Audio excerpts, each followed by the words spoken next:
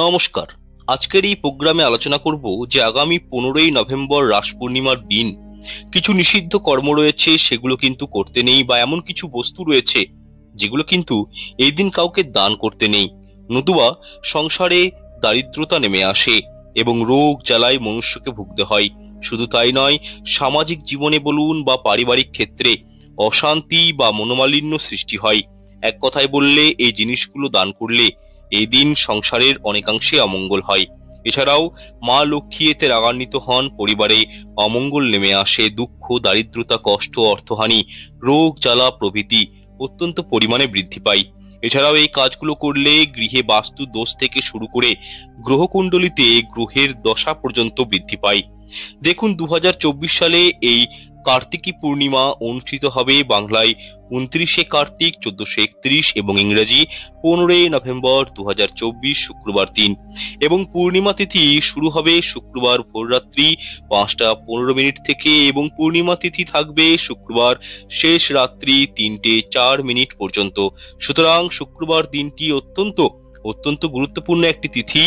এই দিন যে কর্মগুলো আপনাদেরকে আজকের এই প্রোগ্রামে জানাবো সেগুলো যেমন করবেন না, ঠিক তার পাশাপাশি কিছু বস্তু রয়েছে সেগুলো দান পর্যন্ত কাউকে করবেন না। যাই হোক, এরপর অনুষ্ঠানটির মূল বিষয়ে প্রবেশ করছি। অনুরোধ করব আপনারা এই প্রোগ্রামটি সম্পূর্ণ দেখুন। আশা করছি অনেকখানি উপকৃত এবং সমৃদ্ধ হবেন। যাই হোক, প্রোগ্রামটি ভালো লাগলে লাইক, কমেন্ট, শেয়ার করতে ভুলবেন না এবং চ্যানেলটি পারলে সাবস্ক্রাইব করে পাশে থাকা বেল আইকনটি অন করে রাখবেন নিত্য নতুন ধার্মিক সংক্রান্ত বিভিন্ন ভিডিওর প্রথমেই আপডেটগুলো পাওয়ার জন্য। যাই হোক, প্রথমেই যে বিষয়টি আপনাদের সঙ্গে বলবো, এই কার্তিক পূর্ণিমার দিন আপনারা ভুল করেও মহিলাদের ব্যবহৃত গহনা বা অলংকার কাউকে ব্যবহার করতে দেবেন না, সে যত বড়ই আপনার আত্মীয় পরিজন হোক না কেন। এমনটা মনে করা হয় ঘরের লক্ষ্মী হলেন বাড়ির মহিলারা, এবং তাদের গহনা যদি আপনারা ধার হিসাবে কাউকে দান করেন বা বিক্রি করে দেন, তাহলে বুঝবেন ওই গহনার সাথে মা লক্ষ্মীও আপনাদের গৃহ থেকে বেরিয়ে যাবে। কারণ টাকা পয়সা অলংকার এই প্রত্যেকটা মা লক্ষ্মীর সঙ্গে রিলেট করে, মা লক্ষ্মীরই প্রতীক। সুতরাং এই বিষয়টি একটু মাথায় রাখবেন। নিজের বইয়ের বা নিজের স্ত্রীর, নিজের মায়ের, বোনের কারোর গহনাগাটি কিন্তু এই দিন কাউকে ব্যবহার করতে দিবেন না বা বিক্রি করবেন না। নাম্বার 2, রাস পূর্ণিমার দিন সূর্যাস্তের পর, বিষয়টি মাথায় রাখবেন, এই 15 তারিখ শুক্রবার দিন কার্তিক পূর্ণিমার দিন সূর্যাস্তের পর দুধ, দই, লবণ, আটা, সরিষার তেল ও চাল ভুল করেও এইরূপ সাদা জিনিস কাউকে দান করবেন না, নতুবা কিন্তু পরিবারে ঘোর অমঙ্গল নেমে আসবে। কারণ এই প্রত্যেকটি জিনিসই হলো মা লক্ষ্মীর প্রতীকী স্বরূপ। আপনারা যদি এগুলি কাউকে দিয়ে দেন বা দান করেন, তাহলে কিন্তু আপনি নিজের হাতেই ঘরের লক্ষ্মীকে বাইরে পাঠিয়ে দিচ্ছেন, যার ফলে আপনারা কিন্তু লক্ষ্মীহীন হয়ে পড়বেন, শ্রীহীন হয়ে পড়বেন এবং তার ফলে পরিবারে অলক্ষ্মী বিরাজ করবে। সুতরাং বিষয়টি মাথায় রাখবেন, এইরূপ সাদা জিনিসগুলো কাউকে এদিন দান করতে যাবেন না। নাম্বার 4, এছাড়াও গৃহে ব্যবহার করা ঝাড়ু এদিন অন্য কাউকে ব্যবহার করতে দেবেন না, এবং রুটি তৈরি করা চাকি বেলনা কাউকে আপনারা কিন্তু ব্যবহার করতে দিবেন না বা দান করবেন না। এমনটি করলে কিন্তু সংসারের অবনতি হয়, পরিবারে বাজে খরচ বৃদ্ধি হয় এবং সংসারে অনেকাংশেই দেখবেন বৈষম্যতা লক্ষণীয় হয়, অর্থাৎ সংসারের সদস্যদের মধ্যে মনোমালিন্য এগুলো কিন্তু সৃষ্টি হয়ে যায়।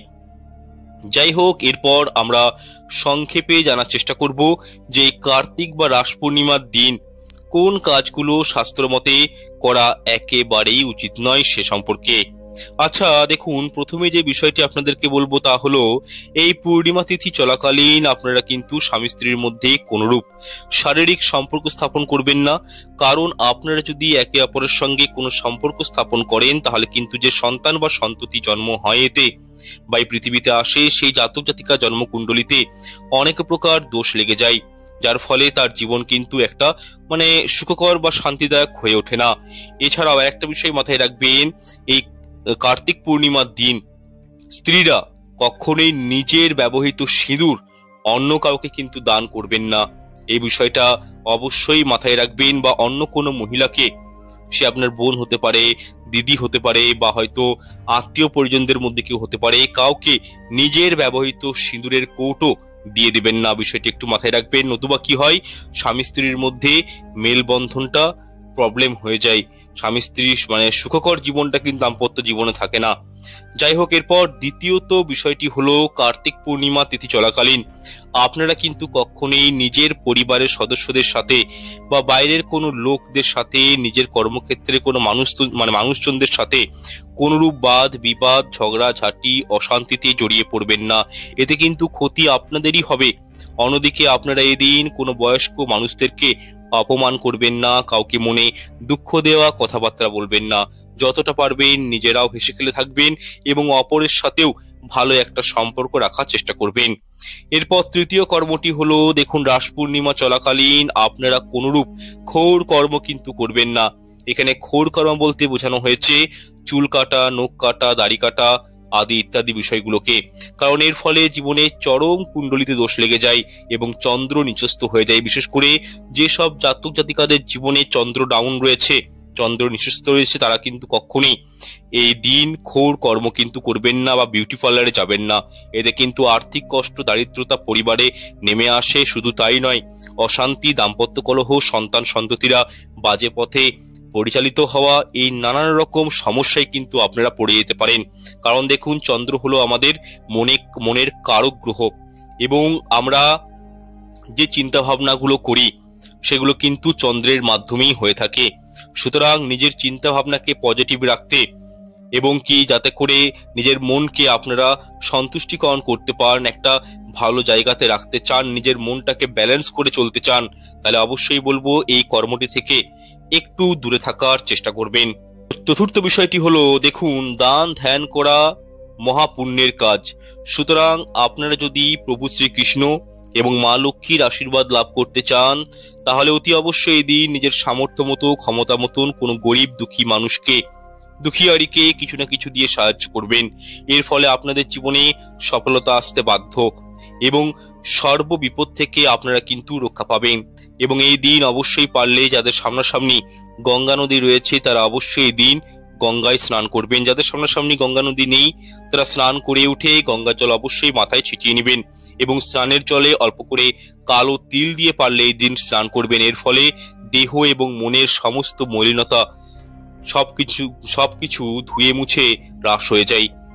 যাই হোক, পঞ্চম বিষয়টি হলো, এই রাস পূর্ণিমার দিন আপনারা সন্ধ্যার সময় অবশ্যই এই দিন চন্দ্রের দর্শন করবেন এবং চন্দ্রের যে বীজ মন্ত্র রয়েছে সেটি অবশ্যই পাঠ করবেন। এবং অবশ্যই এদিন পারলে সন্ধ্যার সময় সূর্যদেবকে যেমন আপনারা জল অর্ঘ্য নিবেদন করেন, ঠিক তেমনি চন্দ্রদেবকেও জল অর্ঘ্য এদিন নিবেদন করবেন। দেখুন, চন্দ্র হলো আমাদের মনের কারক গ্রহ, মনকে ঠান্ডা রাখে, শান্ত রাখে। সুতরাং আপনারা যদি এই কার্তিক পূর্ণিমার দিন চন্দ্রের দর্শন করেন এবং চন্দ্রের বীজ মন্ত্র উচ্চারণ করেন বা চন্দ্রদেবকে অর্ঘ্য প্রদান করেন, তাহলে কিন্তু পরম শান্তি লাভ পাবেন। জীবনে আপনারা কিন্তু দেখবেন আপনাদের মন অত্যন্ত শান্ত থাকবে এবং তার ফলে সব কিছুতেই আপনাদের জীবনে কিন্তু সফলতা আসবে। দেখুন, মন একটা এমন জিনিস, মনকে যদি কেউ কন্ট্রোল করতে পারে তার জীবনে সফলতা নিশ্চিত। এছাড়া এই পূর্ণিমা তিথি চলাকালীন আপনারা কোনোভাবেই কোনো পশু পাখির সাথে বাজে আচরণ করবেন না, আঘাত করবেন না। এই দিন আমিষ আহার গ্রহণ করবেন না। এছাড়াও মদ্যপান, অ্যালকোহল বা বিড়ি, সিগারেট, পান জাতীয় এইসব নেশা জাতীয় দ্রব্যগুলো থেকে একটু নিজেদেরকে বিরত রাখার চেষ্টা করবেন। এবং এছাড়া একটা বিষয় বলে রাখি, পূর্ণিমা তিথি চলাকালীন কখনোই চামড়ার কোনো বস্তু ক্রয় করতে নেই। জীবনে বিপদ হয়ে যায়, জীবনে কিন্তু নানা রকম সমস্যা চলে আসে, কারণ চামড়া দেখুন রাহুকে রিপ্রেজেন্ট করে। সুতরাং এই দিন চামড়ার কোনো বস্তু কিনা মানে মানি ব্যাগ হতে পারে, জুতো চপ্পল হতে পারে, এগুলো বেসিক্যালি, বা হয়তো প্যান্টের বেল্ট হতে পারে, এগুলো কিন্তু বেসিক্যালি দেখবেন আমরা অনেক সময় কিনে থাকি। এই কাজগুলো কিন্তু করবেন না, নতুবা কিন্তু কোথাও না কোথাও আপনারা নিজেরাই নিজেদের ভুলের কারণে রাহুকে নিজের জীবনে আমন্ত্রণ করবেন। বিষয়টা একটু মাথায় রাখবেন। এই দিন লেদার বা চামড়াকে একটু অ্যাভয়েড করার চেষ্টা করবেন এবং যদি পারেন এই দিন অবশ্যই যতটা পারবেন প্রভু নারায়ণ এবং মা লক্ষ্মীর উদ্দেশ্যে প্রার্থনা জ্ঞাপন করার চেষ্টা করবেন, উনাদের কাজে লিপ্ত থাকার চেষ্টা করবেন এবং এই দিনে অন্তত একটি বার হলেও মা লক্ষ্মীর যেটি ব্রত কথা রয়েছে, মা লক্ষ্মীর যেটি পাঁচালি রয়েছে সেটি কিন্তু পারলে শ্রবণ করবেন। এতে অখণ্ড সৌভাগ্য লাভ হয়। এবং সর্বশেষ যে বিষয়টি আপনাদেরকে বলবো তা হলো, আপনারা ওই দিন সন্ধ্যার সময় লক্ষ্মী নারায়ণের উদ্দেশ্যে এবং তুলসী মায়ের উদ্দেশ্যে ঘিয়ের প্রদীপ অবশ্যই প্রজ্বলিত করবেন। এর ফলে জীবনে পরম সুখ আসবে এবং দৈবিক কৃপা দৃষ্টির আপনারা কিন্তু অধিকারী হবেন। দেখুন, যার উপর প্রভু নারায়ণ মা লক্ষ্মীর আশীর্বাদ রয়েছে তারা জীবনে কিন্তু অনেকাংশেই এগিয়ে যায়। তারা কিন্তু খুব সহজেই জীবনে খুব তাড়াতাড়ি অগ্রগতির মুখ দেখে। তাই যে বিষয়গুলো আপনাদেরকে বললাম আমি, এগুলো একটু পালন করার চেষ্টা করবেন। অনুষ্ঠানটি আমি এখানে শেষ করব, দীর্ঘায়িত আর করবো না। আপনারা ভালো থাকুন, সুস্থ থাকুন, এটি কামনা করি ঈশ্বরের কাছে। প্রোগ্রামটি ভালো লেগে থাকলে লাইক শেয়ার কমেন্ট করতে ভুলবেন না এবং চ্যানেলটি অবশ্যই সাবস্ক্রাইব করে পাশে থাকা বেল আইকনটা অন করে রাখবেন। ঈশ্বর আপনাদের মঙ্গল করুক। নমস্কার, ধন্যবাদ।